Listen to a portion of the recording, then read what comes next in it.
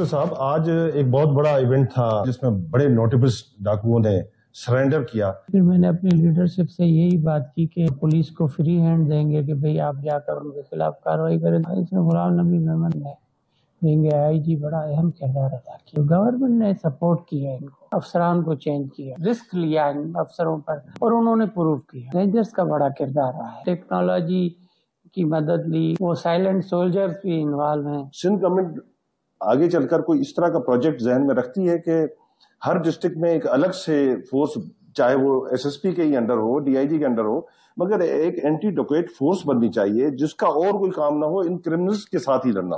Force بنائیں گے جو کہ مخصوص کریں گے اس ریجن کے لیے کہ سکھر اور لاڑکانہ ریجن کے ڈی آئی جیز کو آرمی لیڈرشپ جو ہے ان کو ریکویسٹ ہم نے کی ہے کہ ہمارے ان کے پاس 12.7 جو ویپن ہے اس کے آرڈر وہاں پر وا فیکٹری میں دیا ہوا ہے، ان کی ول کے بغیر اور ان کی مدد کے بغیر وہ ہمیں نہیں مل سکے گا۔ لڑنے کے لیے آرمی گریڈ کا ہی ویپن کی ضرورت پڑتی ہے اور پڑے گی۔ اب الیکشن کا وہ دور نہیں رہا ہے۔ کیا گورنمنٹ کی اس پر کوئی واضح پالیسی ہے کہ جو سرنڈر کرے گا اس کو کچھ بھی نہیں کیا جائے؟ جو سرنڈر کرے گا اس کو قطعی یہ گورنمنٹ کی ذمہ داری ہوگی کہ اس کے کورٹ آف لا میں پیش کریں۔ ٹرائبل ڈسپیوٹس ہیں، ٹرائبل ڈسپیوٹس کو سیٹل کریں۔ اگر ڈسپیوٹ سیٹل نہیں ہوتے تو پھر قانون اپنا راستہ لے گا۔ شکارپور میں کچے کے 71 خطرناک ڈاکو نے ہتھیار ڈال دیے۔ وزیر داخلہ سندھ ضیاء الانجار نے بتایا آئی جی غلام نبی میمن اور رینجرز نے اہم کردار ادا کیا۔ کامیابی میں خاموش سپاہیوں نے بھی حصہ ڈالا۔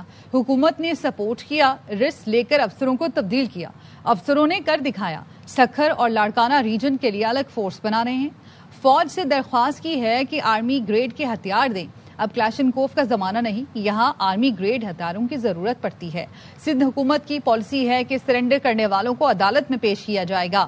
وزیر داخلہ سندھ ضیاء الانجار نے ARY نیوز کے چیف رپورٹر لالا اسد پٹھان سے خصوصی گفتگو کی۔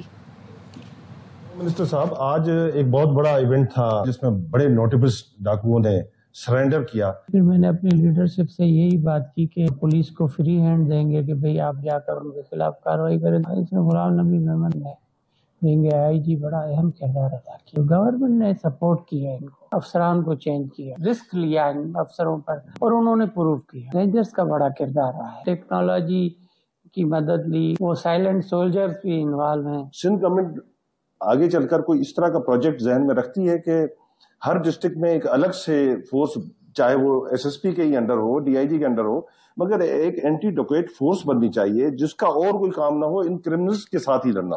فورس بنائیں گے جو کہ مخصوص کریں گے اس ریجن کے لیے کہ سکھر اور لاڑکانہ ریجن کے ڈی آئی جیز کو آرمی لیڈرشپ جو ہے ان کو ریکویسٹ ہم نے کی ہے کہ ہمارے ان کے پاس 12.7 جو ویپن ہے اس کے آرڈر وہاں پر وا فیکٹری میں دیا ہوا ہے، ان کی ول کے بغیر اور ان کی مدد کے بغیر وہ ہمیں نہیں مل سکے گا۔ لڑنے کے لیے آرمی گریڈ کا ہی ویپن کی ضرورت پڑتی ہے اور پڑے گی۔ اب الیکشن کا وہ دور نہیں رہا ہے۔ کیا گورنمنٹ کی اس پر کوئی واضح پالیسی ہے کہ جو سرنڈر کرے گا اس کو کچھ بھی نہیں کیا جائے؟ جو سرنڈر کرے گا اس کو قطعی یہ گورنمنٹ کی ذمہ داری ہوگی کہ اس کے کورٹ آف لا میں پیش کریں۔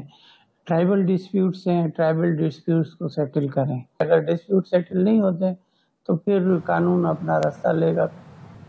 ملک کی تاریخ میں 70 سے زیادہ ڈاکوؤں نے ایک ساتھ ہتھیار ڈال دیے۔ سندھ حکومت کے مذاکرات کی پالیسی نے ڈاکوؤں سے ہتھیار ڈلوائے۔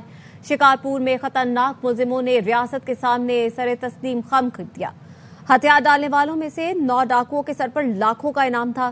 ڈاکوؤں نے دوسرے ساتھیوں کو بھی ہتھیار ڈالنے کا پیغام دیا۔